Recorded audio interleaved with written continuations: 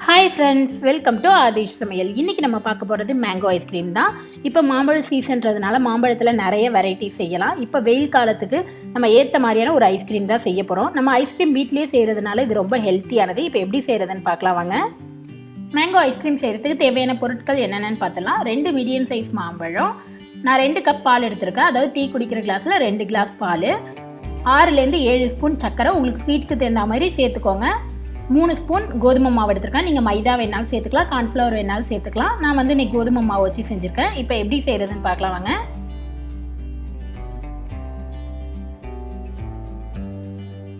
இப்போ ஒரு தவா வச்சுருக்கேன். தவா சூடானதும் இதில் நம்ம எடுத்து வச்ச கோதுமை மாவு 3 ஸ்பூன் சேர்த்துக்கலாம்.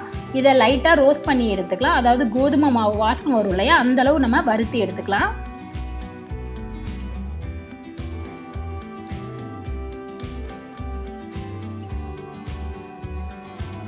இப்போ நல்லா வறுபட்டுருச்சு. இதை ஒரு பவுலில் மாற்றி எடுத்துக்கலாம்.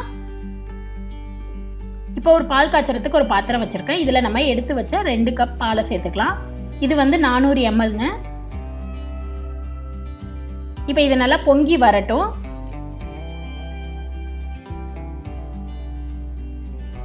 இப்போ பால் நல்லா பொங்கி வந்துடுச்சு. அடுப்பை ஸ்லோ ஃப்ளேமில் வச்சுட்டு நம்ம வறுத்து எடுத்து வச்ச கோதுமை மாவை சேர்த்துக்கலாம். இதை சேர்த்து விட்டு உடனே நல்லா மிக்ஸ் பண்ணி விட்டுருங்க, இல்லைனா கெட்டி பிடிச்சிடும். நல்லா மிக்ஸ் பண்ணுங்கள், எந்த கெட்டியும் நமக்கு இருக்கக்கூடாது. இப்போ இதை நல்லா மிக்ஸ் பண்ணிவிட்டு நம்ம பார்க்கலாம்.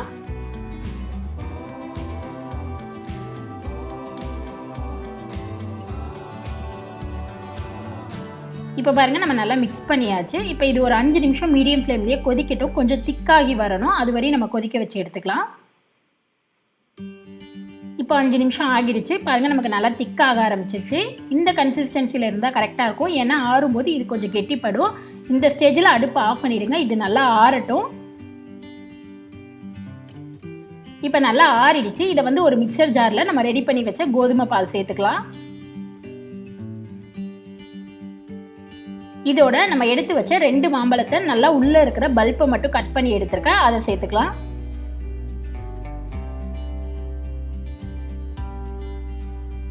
இதை வந்து இப்போ ஒரு மூடி போட்டு மூடி நல்லா ஒரு ஃபைன் பேஸ்ட்டாக அரைச்சி எடுத்துக்கோங்க. இப்போ நம்ம நல்லா அரைச்சி எடுத்தாச்சு. இந்த மாதிரி நல்லா ஃபைன் பேஸ்ட்டாக அரைச்சி எடுத்துக்கோங்க. அப்போ தான் நமக்கு ஐஸ்கிரீம் வந்து டேஸ்ட் நல்லாயிருக்கும். இப்போ இதை ஒரு பாக்ஸில் மாற்றி எடுத்துக்கலாம். நான் இன்றைக்கி இந்த டிஃபன் பாக்ஸில் தான் வைக்க போகிறேன். நீங்கள் எந்த பாக்ஸில் வைக்கிறீங்களோ அந்த பாக்ஸில் நம்ம ஐஸ்கிரீமை ஊற்றிக்கோங்க.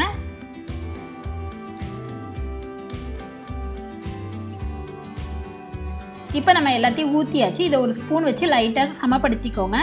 இதை ஒரு மூடி போட்டு மூடி ஃப்ரீசரில் 2 மணி நேரம் நம்ம வச்சு எடுத்துக்கலாம். அதுக்கப்புறம் பார்க்கலாம். இப்போ 2 மணி நேரம் ஆகிடுச்சு. ஓப்பன் பண்ணி பார்க்கலாம்.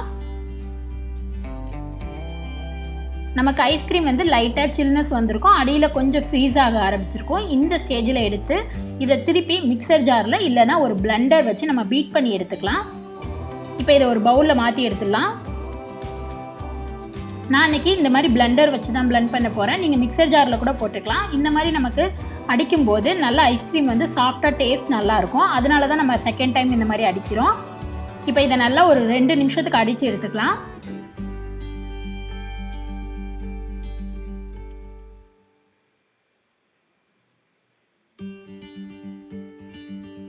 இப்போ நல்லா அடித்தாச்சு. பாருங்கள், நல்லா ஒரு க்ரீமியாக இருக்கும்.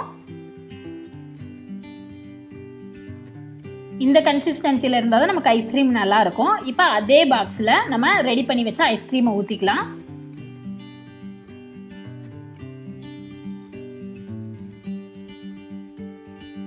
இப்போ இதை மேலே நல்லா சமப்படுத்திட்டு இதை மூடி போட்டு மூடிக்கலாம்.